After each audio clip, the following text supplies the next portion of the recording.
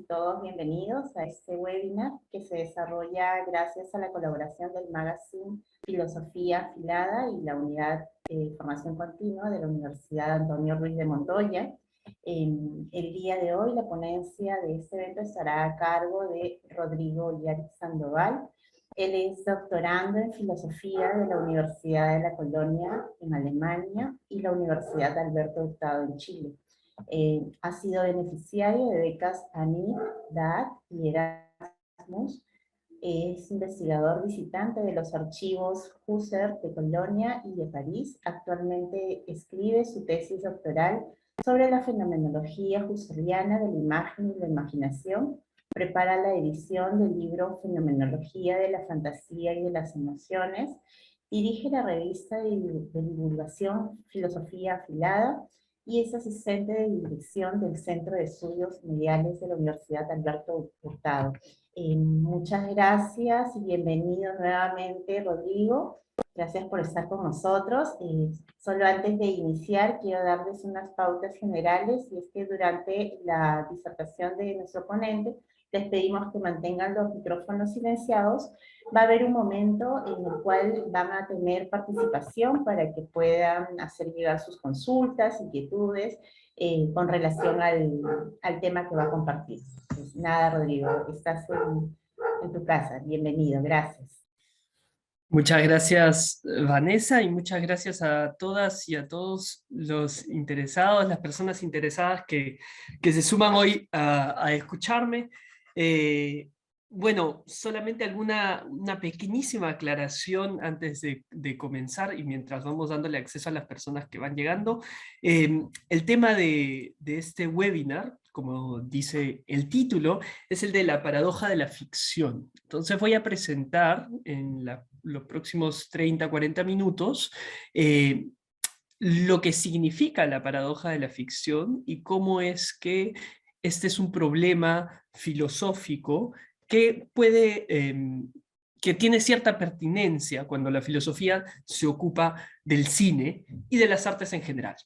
La motivación detrás de mi presentación va a ser ciertamente el cine, porque, bueno, les iré contando más adelante, pero esta es una especie de preámbulo para un curso sobre filosofía y cine que vamos a dictar en la Universidad Antonio Ruiz de Montoya, pero de lo que se trata antes de eso es de proponer el problema de las emociones que son provocadas por acontecimientos, eventos o obras de ficción. Y eso es lo que en filosofía se conoce como la paradoja de la ficción.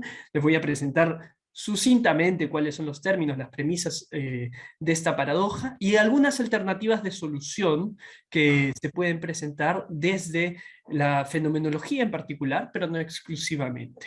¿Vale? Esto no es un problema resuelto ni zanjado, ni mucho menos, sino que se trata de digamos, una investigación en curso y además un problema filosófico todavía vigente. Se escriben tesis al respecto, artículos, etc. Así que nada, siéntanse en libertad y cómodos para intervenir, dar sus opiniones y sugerencias, y así como plantear sus interrogantes. Sin más, comienzo de una vez. A mí no me incomoda, por si acaso, si es que sobre la marcha dejan algún comentario para que la pregunta no desaparezca o para no olvidar la pregunta. Si es que se da el caso, si es que es pertinente y si es que estoy prestando atención sobre el momento, la puedo resolver en el momento, y si no, simplemente va a estar ahí acumulada y podré resolverla hacia el final, la sección de preguntas, o si desean, simplemente conservan la pregunta y la plantean al final. ¿Vale? Solamente para dejar eso en claro. Voy a compartir mi pantalla y empiezo en un instante.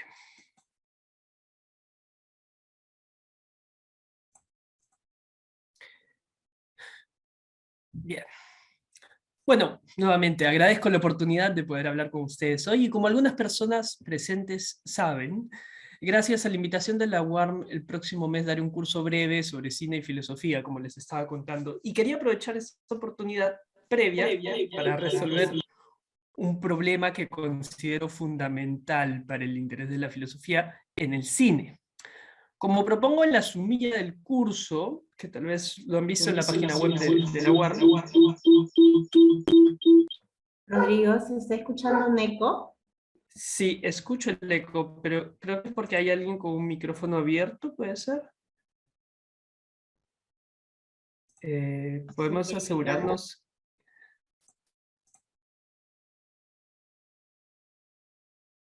Por favor, todos los micros deben estar cerrados para evitar este tipo de interrupciones. Ahora yo no lo escucho, pero cualquier cosa me avisan, ¿vale? Estaré atento de todas formas. Bueno, les decía, en la sumilla del curso que estaba planteando, y que motiva un poco esta intervención acá ahora, sostengo, siguiendo al filósofo argentino-brasileño Julio Cabrera, sostengo que el cine piensa. Esto quiere decir que a través de las técnicas utilizadas por el cine, podemos hacer frente a problemas filosóficos. No solo para ilustrar o ejemplificar estos problemas, lo que ya es una actividad valiosa en sí misma, dar ejemplos, ¿no? Pero también para encontrar respuestas que el trabajo puramente intelectual no encuentra o no da de la misma manera. Voy a citar a Cabrera aquí. Eh, la racionalidad logopática, dice él, del cine, cambia la significación de la expresión saber algo, que no consiste tan solo en tener informaciones, sino en haberse abierto a cierto tipo de experiencia, en haber aceptado dejarse afectar por una cosa dentro de ella misma. De manera que hay que aceptar que parte de este saber no puede ser transmitido a aquel que por un motivo u otro no ha tenido las experiencias correspondientes. Vayamos paso a paso. ¿Okay? Voy a explicar esta cita, no se preocupen, es una cita que tiene algo de densa. Al referirse al logopático, Cabrera está vinculando dos conceptos. El de logos, por una parte, que comprendido de manera amplia, ¿vale? Es el objetivo de Cabrera en este momento. Comprendido de manera amplia refiere al razonamiento lógico verbal, a lo intelectual, a lo universal, o con aspiración de universalidad. Y el de pathos, que con la misma amplitud refiere a lo afectivo emocional, a lo sensible, a lo particular. Para este filósofo, Julio Cabrera, nuestra apertura hacia el mundo se da por la combinación de, por lo menos, ambos aspectos de nuestras experiencias, una combinación entre sentido y sensibilidad. El cine, entre otras disciplinas, tendría el poder de utilizar de manera plena esta racionalidad logoafectiva. Ahora bien, ello depende de que uno viva la experiencia de tal o cual película. Por ello, señala que implica el dejarse afectar, y ahí lo he subrayado. En otras palabras, como todas y todos aquí sabemos, con leer la sinopsis de una película no es suficiente, sino que lo que hace falta es tener la experiencia, y esta experiencia nos va a dar acceso a esta dimensión, que no solamente es lógica en el sentido amplio, sino también empática. Como pueden anticipar, la especificidad del cine que nos lleva a afirmar que tiene una manera propia de encarar problemas es la vinculación afectiva entre las y los espectadores y los eventos figurados en la pantalla. Por ejemplo, a través de las vivencias ficticias de Chris Washington, el personaje que interpreta a Daniel Kaluuya en la película Get Out, nos presenta el horror del racismo antinegro en los Estados Unidos post-esclavista. Si bien la hipótesis de la historia del filme es imposible, y en cierta medida satírica, sus conceptos imágenes nos movilizan para comprender de otra manera la aculturación y el tokenismo. No me voy a detener ahora más en ello porque quiero avanzar hacia el problema que voy a tratar en esta charla, que es el problema de la paradoja de la ficción, pero podemos volver. Es difícil poner en duda que en el cine estamos vinculados afectivamente. De hecho, no sería tan osado afirmar que es este vínculo afectivo el que hace tan atractiva la experiencia cinematográfica. Podemos clasificar las películas según la actitud emotiva que provoca.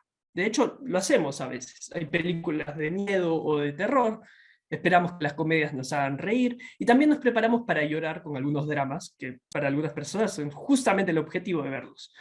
Por supuesto, esta no es una característica exclusiva del cine, ¿no? Otras artes cercanas, como el teatro o la literatura, actúan de manera semejante en nosotros. Y artes más lejanas, como la música o la escultura, también. Las producciones artísticas nos conmocionan, nos interpelan intelectual y afectivamente, logopáticamente, como decía Cabrera. Sabemos, por lo tanto, que la ficción, cuando es el caso, provoca emociones. En el lenguaje filosófico contemporáneo, esas emociones provocadas por la ficción son llamadas emociones ficcionales, fictional emotions. A ello me voy a referir cada vez que hable de emociones ficcionales en esta conversación. Ahora, ¿dónde está la paradoja? En 1975, Colin Radford planteó la paradoja de la ficción como una observación de la irracionalidad de las emociones experimentadas ante acontecimientos ficticios. El famoso paper de Radford se titula ¿Cómo podemos conmovernos por el destino de Ana Karenina? Y usa como ejemplo, como el título lo indica, la novela de Tolstoy. Pero vamos por partes, ¿ok? Para mostrarles en qué medida esta pregunta es legítima. En su artículo, Radford constata, en primer lugar, que los seres humanos nos preocupamos e inquietamos por los demás. Es decir, somos seres empáticos. No se trata solo de una postura interesada, no es solo por el placer o el dolor que esto nos causa, según Radford, sino que la preocupación por los otros seres humanos es una suerte de estado básico o crudo. De hecho, nos preocupamos por los demás.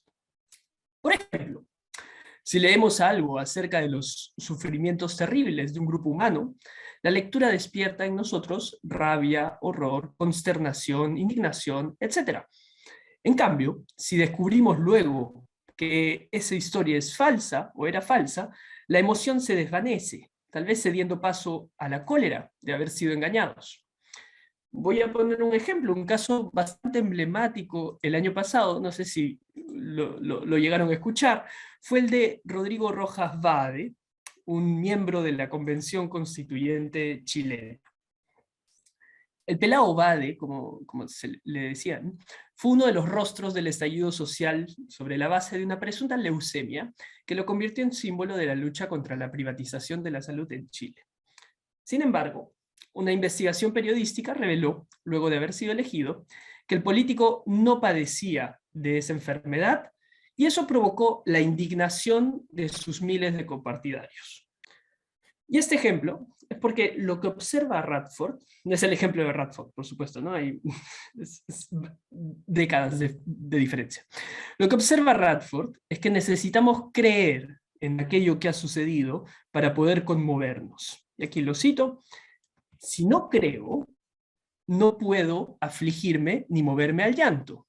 En el caso anterior, el caso dramático que representaba Rodrigo Rojas Vade conmocionó a una parte de la población, y cuando se descubrió que no era así, no era tal como él lo describía, es decir, que no había creencia por parte de quienes escuchaban su historia, la emoción no tenía lugar.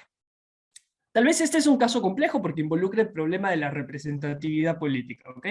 Pero piensen en lo siguiente. Si les cuento una historia trágica sobre un amigo mío, ustedes podrían conmoverse y lamentarse por el destino de este amigo. Pero si luego les revelo que ese amigo no existe, su anterior conmoción desaparece y a lo mejor se transforma en vergüenza o encono hacia mí por haberles engañado. Esto confirmaría la idea de que la creencia es una condición para la emoción acerca de algo. Es decir, yo debo creer que algo tuvo lugar para poder emocionarme por ello. Eso parece ser el caso. Entonces ahora pongamos las premisas en modo formal para que veamos dónde está la paradoja. Radford dice lo siguiente: para emocionarnos por un acontecimiento, debemos creer que este ha tenido lugar. Nos emocionamos con relatos y representaciones de acontecimientos ficticios, ¿no? Nadie puede poner en duda, de hecho Radford no lo hace, que nos emocionamos con Ana Karenina, o nos emocionamos con Get Out, nos emocionamos con El Rey León. Sin embargo, no creemos que los acontecimientos ficticios hayan tenido lugar. La premisa 1 y la premisa 2 son contradictorias. Y aquí está la paradoja. Tal vez ustedes anticipan la conclusión de este planteamiento y han notado los presupuestos que le dan paso.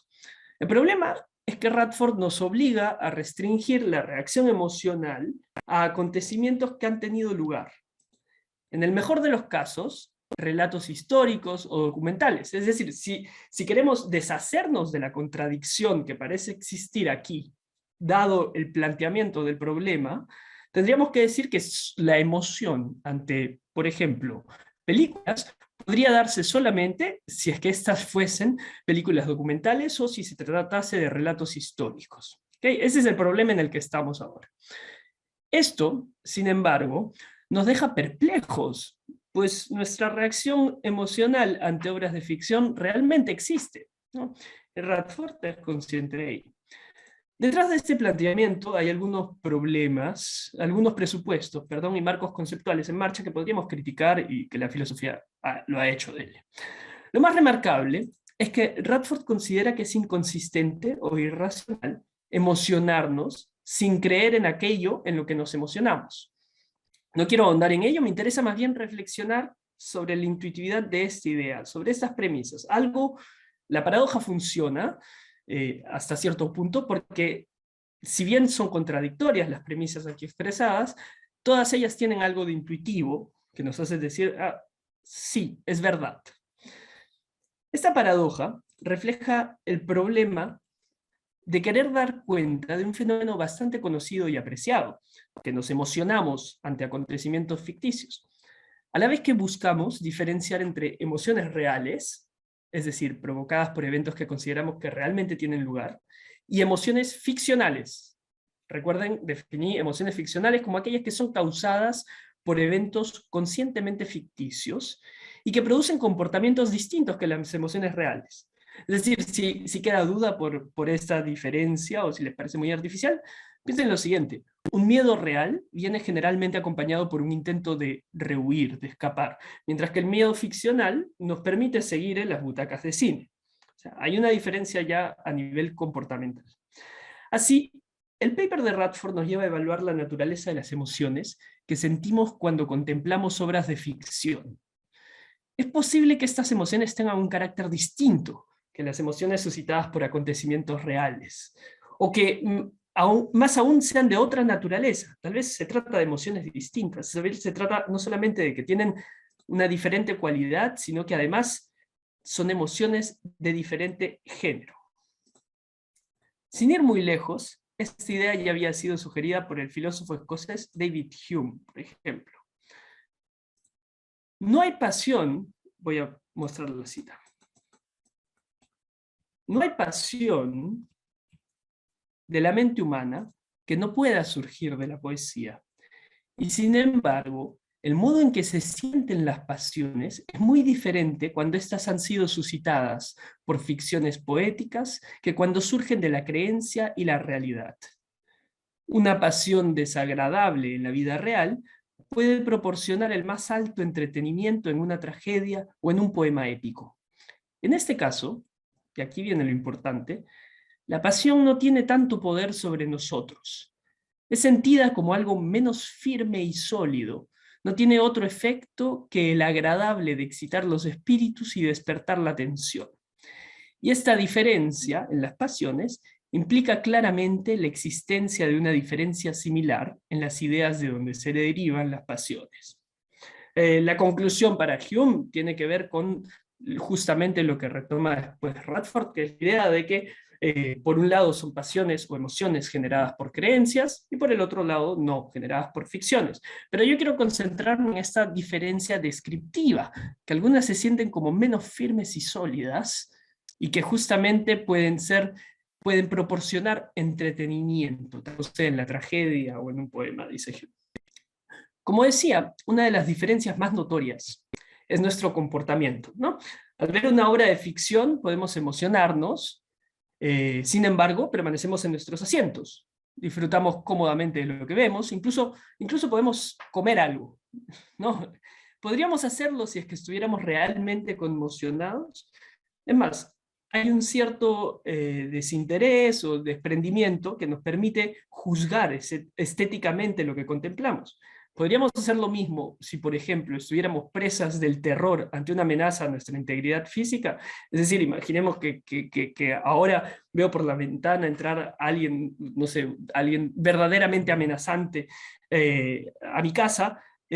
no creo que me detenga a juzgar estéticamente el ingreso de esta persona, ¿no? Hay una diferencia entonces en lo que una emoción me permite hacer y lo que no en el caso de la otra. Por último, además de nuestras reacciones coyunturales, porque estas son coyunturales distintas, la emoción provocada por ficción parece ser de menor intensidad, como dice Hume. Entonces comparemos otro caso. Perdón por los spoilers, pero ya pasaron 2 años, así que vale.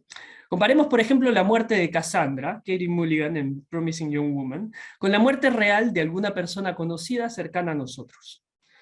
Mientras que nuestra conmoción ante la muerte de la primera generalmente se detiene algunos minutos u horas luego del fin de la película, depende de la sensibilidad de cada uno.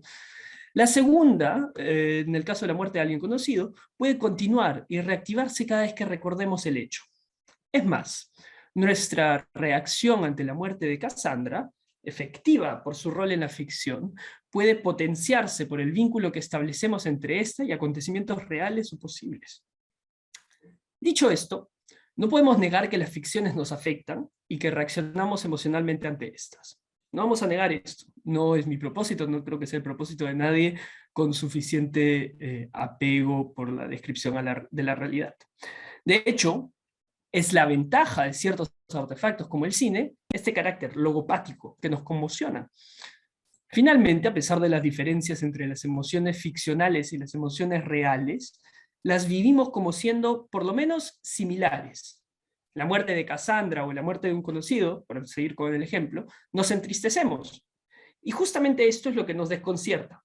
Voy a citar nuevamente a Radford. Nos dice, nos entristecemos, pero ¿cómo?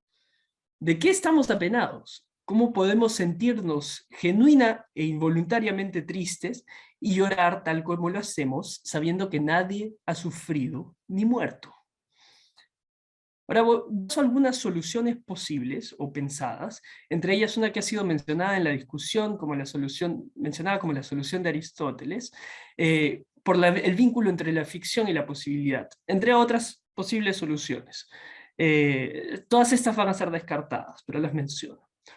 Una solución posible consiste en asumir que la realidad es olvidada cuando estamos absorbidos por la ficción. Más precisamente que nos olvidamos de que se trata de una ficción. Estamos tan metidos en una película que nos olvidamos de que no es realidad. El problema con esta solución es que impide la apreciación estética como tal, y que confunde el tipo de experiencia que es ir al cine, al teatro o leer una novela. Es decir, de hecho, cuando vamos al cine o al teatro, no nos olvidamos que estamos en el cine o el teatro porque el resultado sería una acción completamente distinta. Olvidar que estamos ante una ficción significaría saltar al escenario para impedir un asesinato, ¿no? O cubrirnos ante la amenaza de los disparos que suenan. Otra solución sería suspender nuestra incredulidad. Es decir, que ponemos entre paréntesis nuestro escepticismo sobre la ficción y jugamos a creer en la ilusión. Aunque a mi parecer la idea del juego es una idea tentadora para describir la ficción, la fantasía y la imaginación, no es el caso de que olvidemos, por las mismas razones anteriores, que aquello que vemos es ficción. Es decir, no podemos sacrificar el carácter ficticio de lo ficcional para descubrir su valor emocional. Negar que sea ficción, o vernos absorbidos, o constituir una realidad paralela. Yo creo que eso no describe bien el fenómeno de apreciar la ficción. Para mí lo difícil está en aceptar la ficción como tal, y aún así verse emocionado por ella. También, y esta es la solución que mencionaban en los comentarios, a riesgo de reducir toda ficción a algo que no es. Podría pensarse que lo que nos conmueve es la idea de que los hechos ficticios podrían pasarle a alguien, o que podrían haber pasado, y que hechos semejantes les han acontecido sin dudas a otras personas. Pero esto parece confundir ficción y posibilidad. Y ficción y posibilidad son dos categorías distintas. Cuando nos emocionamos, nuestros afectos están dirigidos realmente hacia la ficción, no hacia la posibilidad de que ocurra. Si fuera la posibilidad de que ocurra, digamos, eventos ficticios claramente imposibles, física o a priori imposibles, no nos emocionarían. Creo que hay que distinguir allí entre lo que es ficción y lo que es posibilidad. Finalmente, podría plantearse que nuestras emociones ante la ficción, nuestras emociones ante la ficción son irracionales. Es decir, que sabemos que lo que sucede no existe, sabemos que esta falta de creencia es incoherente con la emoción, y sin embargo nos emocionamos. Esta es la solución de Radford. Él dice, bueno, en verdad, no hay solución a su paradoja, él la plantea como tal, lo que sucede es que somos irracionales y no hay ningún problema porque hay otros aspectos en los que también somos irracionales. Esa sería otra posible alternativa de solución. Yo voy a presentar algunas otras y con eso termino. Cuando pensamos en la paradoja de la ficción a partir del planteamiento de Radford, las posturas suelen decantarse por argumentar la racionalidad o la irracionalidad. Y este problema surge por partir del vínculo entre creencia y emoción. Pero también podemos optar por distinguir entre las emociones ficcionales o imaginarias y otras emociones sin tomar ese punto de partida. ¿Okay? Es decir, ir más allá de la paradoja, asumiendo que si bien las emociones se parecen, estas tienen una naturaleza distinta. Esta pregunta, cuando se asume desde la fenomenología, no es solamente fisiológica o psicofísica, es decir, no se trata solo de describir el proceso y la expresión corporal, somática de las emociones, sino que tiene que ver con cómo esas emociones son vividas. Esta descripción tiene sentido porque las emociones tienen justamente una característica y es que tienen una descripción cualitativa en primera persona especial, se sienten. Eso implica enfocarse en la descripción de las emociones ficcionales. ¿Vale?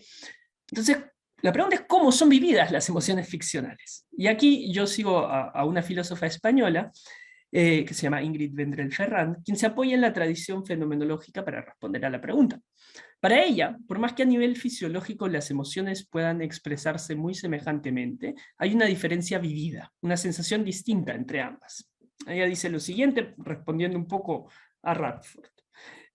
Ciertamente Ana Karenina puede hacernos llorar, pero la tristeza que vivimos al leer esta novela tiene algo de hueca cuando la comparamos con la tristeza que sentimos por un amigo en una situación similar.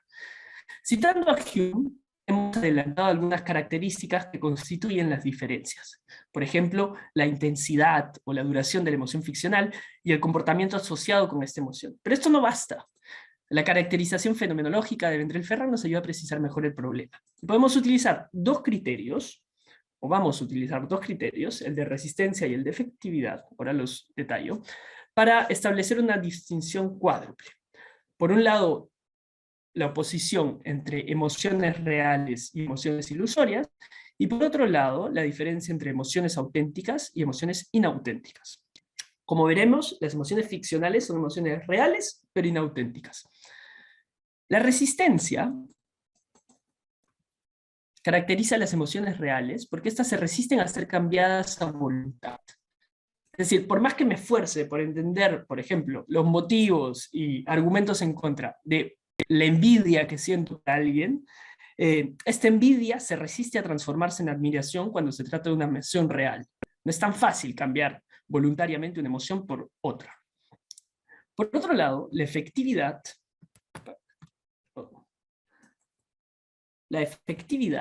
se refiere a la acción de las emociones sobre otros estados mentales. Es decir, cuando una emoción es real, esta está inscrita en una constelación de otros estados mentales e influye en nuestros deseos, motivaciones, creencias y otras emociones.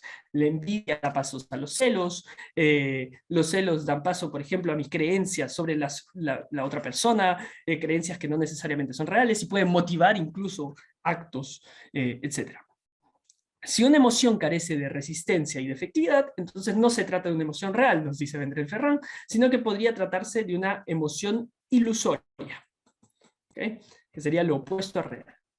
Ejemplo, Hay diferentes ejemplos de emociones ilusorias, pero un ejemplo sería sentir un amor ilusorio. Alguien podría esforzarse, o el deseo de enamorarse, de vivir lo mismo que alguien más, o de satisfacer una expectativa sobre nosotros, podría llevarnos a sentir un amor ilusorio, que no cumpla, sin embargo, con los criterios de resistencia y de efectividad, que no influye de la misma manera en otros estados mentales, que no motive el altruismo, la admiración, o que se cambie fácilmente en desprecio si es que la situación da para ello. La diferencia entre emociones auténticas e inauténticas no debe confundirse con la de emociones reales e ilusorias, aunque a veces puedan coincidir. No se trata, como en el punto anterior, de la realidad de una emoción, sino de cómo está sentida. Esto tampoco se refiere a una propiedad de una emoción, ojo, no es la propiedad de una emoción, es su duración o su intensidad, sino a la relación de la persona hacia o para o con esta emoción. Cómo es que la persona vive su emoción y cómo es que la describe. Vendrell Ferrán precisa que las emociones inauténticas se viven como si no nos pertenecieran en cierto momento. Y ahora lo explico. Las emociones inauténticas serían emociones que aparecen simultáneamente a otras emociones, de un tipo diferente. Simultáneas a emociones de un tipo diferente. No necesariamente contradictorias, pero diferentes. A este respecto, la persona que vive la emoción toma una postura entre ambas.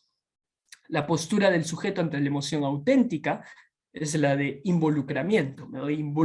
Me siento involucrado por la emoción auténtica y se siente, para usar las palabras de la cita de Hume, sólida, profunda. Mientras que, y así, al mismo tiempo, la emoción auténtica encaja, fits, con la psicología momentánea del sujeto. Es decir, mi emoción auténtica va a encajar con aquello que yo creo que es real, con aquello que percibo, con aquello que deseo, con aquello que imagino y con mis otras emociones. Digamos que podemos llamarlo encaje o coherencia con otros estados mentales. No obstante, las emociones inauténticas pueden ser reales, es decir, pueden cumplir también con la resistencia y la efectividad, que dijimos que eran las dos condiciones, pero lo que varía es la actitud del sujeto ante estas por los criterios que acabo de mencionar.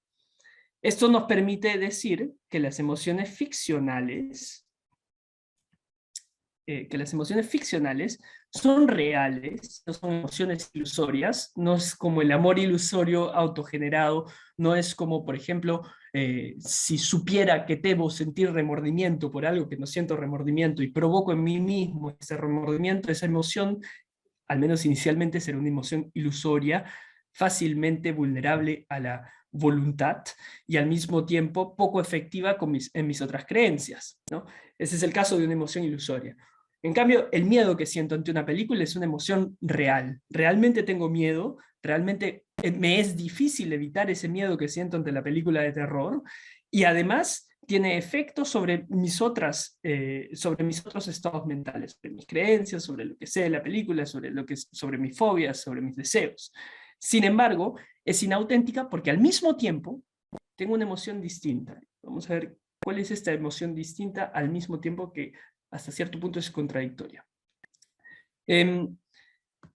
La simultaneidad entre las emociones ficcionales y que les da este carácter de inautenticidad, la simultaneidad entre las emociones ficcionales y el goce estético. Es decir, cuando yo veo una película de terror, siento al mismo tiempo que el miedo o el horror por aquello que estoy viendo, por más que lo reconozca como ficticio, siento una especie de goce, de disfrute.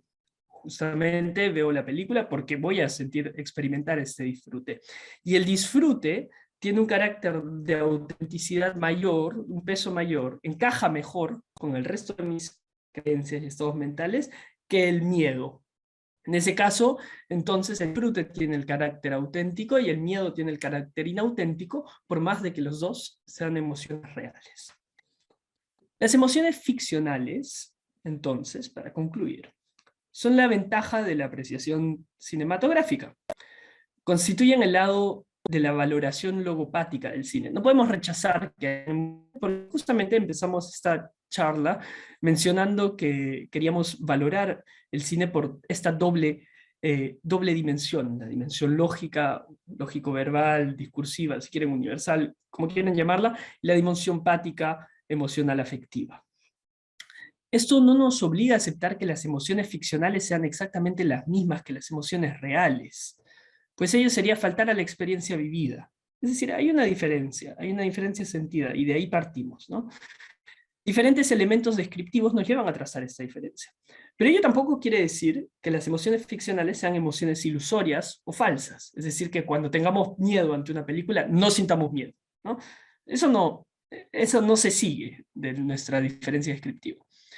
Por un lado, nuestro reporte de estas emociones, aquello que decimos de las emociones que sentimos frente a la ficción, da cuenta de una semejanza. Decimos entristecernos cuando muere la de Promising Young Woman, al igual que decimos entristecernos de la muerte de algún conocido. Y esto es algo que deberíamos tomar suficientemente en serio, nuestro reporte de cómo vivimos estas emociones. Por otro lado, esta semejanza nos permite comprender mejor los acontecimientos ficticios que se representan en el cine. Si es que existe esta situación llamada por Julio Cabrera, el que mencionaba al comienzo, logopática, en ciertos productos artísticos, particularmente lo que estamos viendo en el cine, y si es que esto se da, y el cine tiene una ventaja por ello, es justamente porque a través de la vinculación afectiva o emocional que tenemos con el cine, o con lo representado en pantalla, podemos comprender algo de una manera que no necesariamente podemos comprender cuando leemos la sinopsis de la película o cuando leemos algo sobre una teoría. Es decir, nos involucramos de una manera afectivamente que nos abre a comprender de otra forma algo sobre el mundo. Según lo que hemos expuesto aquí, las emociones ficcionales son emociones reales, no genuinas, que se experimentan simultáneamente a la emoción producida por el goce estético. Su carácter ficcional es específico y no debe ser identificado con el de cualquier otro objeto no existente. Esto, por ahí había una pregunta sobre los sueños, es bastante interesante. Todavía no voy a responderla, tengo que pensarlo un poquito más, pero sí voy a adelantar algo, y es que el ser ficcional, así como insistía en la diferencia entre ficcional y posible, insistiría en la diferencia entre ficcional e imaginario o ficcional e inexistente. Porque la ficción es un artefacto de acceso intersubjetivo. Es decir, no es lo mismo una ficción que una imaginación privada. Por definición, porque estoy optando por definirlo de esta manera. Digamos, que limita el ámbito de la ficción, mientras que el ámbito de la imaginación sería un poco más amplio. Si aplicamos el modelo que hemos desarrollado acá, por ejemplo, al ver Get Out, que era un ejemplo que también usamos antes, podemos experimentar desagrado, frustración, rabia, pena e incluso horror cuando nuestro personaje, Chris Washington, está siendo sometido a la extracción de su conciencia. Sin embargo, simultáneamente, experimentamos una suerte de disfrute estético. ¿Okay? Al mismo tiempo, en una de las escenas más radicales de esta película, corresponde más o menos a la figura del póster que está ahí, al mismo tiempo experimentamos disfrute estético, producto del uso de la cámara, la música, las actuaciones y el contenido que, a mi parecer, están expuestos con creatividad y agudeza. Esta última emoción, el gozo, impera. No borra ni pone entre paréntesis el horror y la rabia por la situación de Chris Washington. De hecho, necesito ese horror y la rabia, es parte de la experiencia, pero es simultáneo. Ello debilita las emociones ficcionales producidas por la película y les da las características psicológicas que conocemos, que dijimos antes, las características que describía Hume: superficialidad o menor intensidad, sensación de falsedad, si quieren. No obstante, las emociones son reales. A nivel somático, a nivel corporal, se experimentan semejantemente a las emociones provocadas por cosas reales. Al mismo tiempo, se resisten a ser modificadas voluntariamente. No puedo escaparme del miedo que siento por una película. Eso es clave, porque reduce mi voluntariedad y porque diferencia cómo mis imaginaciones están sometidas a mi voluntad, mientras que las emociones ficcionales no están sometidas a mi voluntad. Y al mismo tiempo son efectivas, influyen en otros estados mentales de los espectadores. Y justamente por eso es que a través del cine tenemos un acceso privilegiado, o a través de las obras de arte en general. En realidad tenemos un acceso privilegiado al mundo. No es único, es particular, es un acceso otro, no quiere decir que sea mejor o peor, pero es un acceso privilegiado a otros aspectos de la realidad en la que vivimos. Muchas gracias, y mientras vamos cerrando, voy a ir leyendo las preguntas porque hay varias preguntas buenas y complicadas. Voy a irlas leyendo y reflexionando, y al mismo tiempo abro el micro o lo que sea para intervenciones y otras preguntas, así las puedo coleccionar y mezclar y responder a la vez. Gracias. Muchísimas gracias, Rodrigo. Sí, de hecho, han hecho llegar varias preguntas. Está muy interesante el tema planteado. Y bueno, en tanto vas leyendo las preguntas, yo quiero compartir con ustedes una información importante, que es justamente sobre el curso que estaremos próximos a iniciar, justamente con Rodrigo. A ver.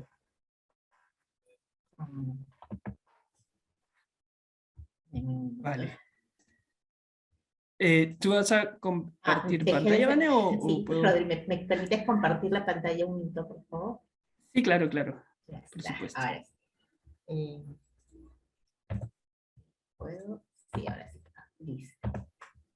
Bien, entonces queremos invitarlos a todas y todos a participar en este curso Cine, Ficción y Filosofía, que va desde el 5 de febrero al 8 de marzo. Es un curso que tiene una duración de 24 horas.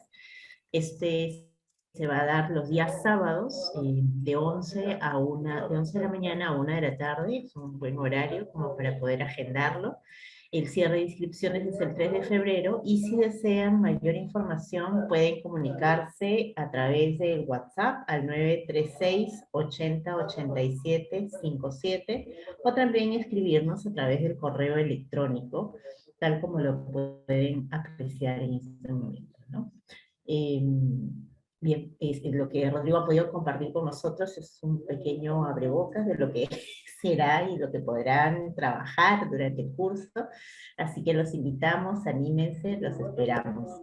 Ahora continuamos con la participación de las intervenciones. Vale, muchas gracias, Vané. Y sí, quiero responder a sus preguntas, muy buenas todas. Voy a empezar por una que me parece muy pertinente y que tiene que ver con el paso de la infancia a la adultez y la ficcionalidad. Esta me parece muy pertinente porque me permite también incidir sobre algo que mencioné antes con respecto a la diferencia entre ficcionalidad y posibilidad, y con respecto a pretendidas soluciones a la paradoja con las que yo disiento, que son las soluciones como la de la absorción y la distinción de la realidad. Y es que justamente hay una diferencia importante entre disfrutar en tanto que adulto o adolescente incluso, o persona con cierta conciencia de la ficción, e infante, niña o niño, disfrutar del teatro, de la ficción, es distinto en el caso de ambos. Perdón, me enredé al responder intenté armar una frase muy larga y se me enredó. Hay una diferencia entre nuestra aproximación a la ficción cuando somos niños y cuando somos adultos, por ponerlo en simple. Justamente la diferencia está en que sabemos qué cosa es una ficción, ¿no? Y sabemos que los personajes sobre la escena son personajes y no personas que están representando algo, y que aquello que está sucediendo es ficticio. Ahora, la vuelta a esto es que nos emocionamos. No sé si nos emocionamos como niños o no. De hecho, la tesis sería que no. Los niños tendrían emociones reales y auténticas. Nosotros tenemos emociones ficcionales, es decir, emociones reales, pero inauténticas, ¿no? Esa sería un poco la idea. Pero la pregunta es bastante pertinente porque nos permite justamente incidir sobre el hecho de que la ficción, o el hecho de que la paradoja debe resolverse sin sacrificar el hecho de que la ficción es ficción y que somos conscientes de ello. ¿Vale? Y después había otra pregunta sobre la semiótica y en qué medida, en que esta filosofía, pues entre comillas, no sé por qué, es representada en la narrativa visual y el discurso. No sé si entiendo bien la pregunta, pero voy a responder desde lo que dice Cabrera, porque me parece una voz más autorizada que la mía.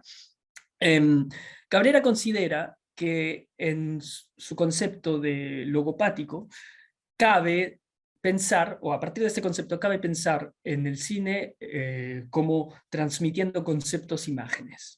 Y esta transmisión de conceptos imágenes, o la idea de concepto-imagen, es algo que va más allá de lo discursivo, evidentemente, que se aproxima a lo de imagen. Entonces uno podría decir, bueno, imagen quiere decir que es simplemente lo visual. No, Cabrera señala que hay lo que se muestra y lo que no se muestra en lo visual, tiene que ver con el ritmo, tiene que ver con los planos, tiene que ver con, si quieres, toda la semiótica involucrada detrás de la filmación de sí, detrás de la grabación de algo. Si es que he entendido bien, escapa o va más allá de la narrativa y del discurso. Justamente esa es la idea de Cabrera. A mí no me interesa tanto profundizar en los aspectos técnicos, de hecho, mi idea no es, con respecto al curso, no es concentrarse en los aspectos técnicos, sino más bien tomar esta idea de que el cine piensa para llevármela y utilizar algunas películas que yo considero que responden a una pregunta específica, y es el problema de la condición humana, básicamente, enfocada desde la relación entre la condición humana y la inteligencia artificial. Entonces he escogido el título Cine, Ficción y Filosofía para hablar justamente de algunas películas de ficción que, tratando desde la ficción el problema de la humanidad, de lo humano y de lo artificial, permiten resolver distintas preguntas. Y bueno, luego por ahí pueden ver, si es que les dejan el enlace para el curso, son 6 películas y 6 problemas filosóficos a tratar desde allí, ¿no? Esa es la idea. Espero haber respondido un poco. ¿Dónde se puede leer más sobre este interesante tema? Bueno, el nombre técnico del tema es Fictional Emotions, o emociones ficcionales. Te recomiendo buscar en philpapers.org, si es que es eso lo que te interesa. ¿Y cómo ves el caso de la película Don't Look Up? Ok. A ver, espérame un segundo. Primero, Get Out. Sumado al terror y distintas reacciones que uno tiene, por ejemplo, al ver Get Out, la cual es principalmente película de horror, tengamos en cuenta cierta vena cómica que posee también. En ese sentido, ¿cuán más contradictorio podría ser? Exacto. Yo por eso dije, Get Out tiene dosis de sátira y no solamente de horror. Creo que el código es el de película de horror, y sin embargo el contenido o el propio carácter de Jordan Peele, que es el que dirige esta película, lo empuja hacia la sátira y lo hace aún más eficiente. Creo que la eficiencia de esa película está allí, en tratar ese tema tan trágico, con un horror tan fuerte y a la vez tan ficticio, a un punto que roza lo absurdo, con una vena cómica. Si no, creo que sería indigerible esa película. El caso de la película Don't Look Up es una pregunta un poco amplia. He escogido 6 películas, y al final había escogido el último para tratarla en el curso. El último tema iba a ser Children of Men, una película de hace unos casi 20 años creo, de la que habla Mark Fisher, y que me iba a servir para hablar de Mark Fisher justamente, y el realismo capitalista, pero creo que mejor funciona Don't Look Up para hablar de capitalismo realista y Mark Fisher. Entonces no voy a responder ahora, porque creo que voy a cambiar la película, y en lugar de Children of Men voy a hablar de Don't Look Up, o podemos hacer un mix en el curso. Tic, tic, tic, tic. El curso, 2 fechas al 8 de marzo, eso, no son 2 fechas al 8 de marzo al 18 de marzo, el curso empieza ahora en febrero. La ficción y la simulación tienen algún punto de conexión en el cine. El concepto de simulación es difícil. Si eso te interesa, Miguel Poma, te sugiero ver a Kendall Walton. Tiene un texto y un concepto que es el de make believe, que es difícil de traducir porque es es como jugar, no sé cómo traducirlo, la verdad. Es como cuando uno juega a creer que algo es algo que no es. Para él, el concepto de make believe describe muy bien lo que hacemos cuando imaginamos, en general, y el arte representativo en particular. Es decir, para él, incluso ver pinturas es make believe, ir al cine es make believe, Un ejemplo de make believe es, por ejemplo, cuando tomemos un palo de escoba y jugamos a que es un caballo, eso es make believe, ¿de acuerdo? Y a partir de este concepto, que es próximo al de simulación, piensa todo el arte representativo, Kendall Walton. Entonces, si te interesa, te recomiendo esa lectura. ¿Qué autores, por lo menos básicos, se trabajarán? Puedes encontrar MG, toda la información en la página. Está literalmente el cronograma con los nombres de los autores. El énfasis de estar, o la perspectiva mía, es desde la fenomenología y el existencialismo, es lo que enfoca la pregunta, pero los autores son amplios, es decir, voy a empezar por el problema del dualismo, porque tengo que hacer eso. Luego voy a pasar hacia Heidegger un poco, pero antes voy a pasar por Turing. Luego está Mark Fisher también, pero no es el único, etcétera. Te recomiendo mirar el cronograma directamente. Y finalmente, ¿no le parece que debería también analizarse alguna película de Andrei Tarkovsky? Me parece que deberían analizarse 365 películas, pero no sé si alguien quiere pagarme por analizar 365 películas, les dejo mi número para que me proponga el curso, pero porque no sé cómo, o sea, sí, obvio. Vale, creo que he resuelto todas las preguntas. Si hay alguna más, no tengo ningún problema en responderla. ¿Vas a spoilearlas todas? Sí, porque todas tienen más de 2 años, menos Don't Look Up, pero Don't Look Up está en Netflix, entonces voy a asumir que todas son spoileables. Yo aplico la regla de los 2 años. Si ya salió en 2 años, es spoileable. Muchas gracias a todos y todas y por sus motivadoras preguntas Muchísimas también. gracias, tío. Sí, todos están esperando que puedas spoilear las películas. Si no, no se puede. Realmente agradecemos tu participación. Agradecemos tu participación, ha sido muy interesante el tema que has presentado y bueno, es como les decía al inicio, este es solamente un abreboca de lo que podrán disfrutar en cada una de las sesiones, que además duran 2 horas, donde van a poder interactuar con mayor precisión. Bueno, si quieren entrar en mayores detalles sobre el tema, la programación, pueden ingresar a la página web, les he compartido el enlace a través del chat para que ustedes puedan ver los temas que se están proponiendo en las sesiones. O me pueden Agradecemos escribir también, muchísimo les dejo ahí a el cada mail. uno de ustedes, y por supuesto. Bueno, y nada, los animamos a que puedan sumarse y participar en este interesantísimo curso. Muchísimas gracias nuevamente, Rodrigo. Gracias a todas y todos por participar. Estaremos viéndonos próximamente en el curso. Que tengan buenas noches. Adiós. Muchas gracias a todas y todos.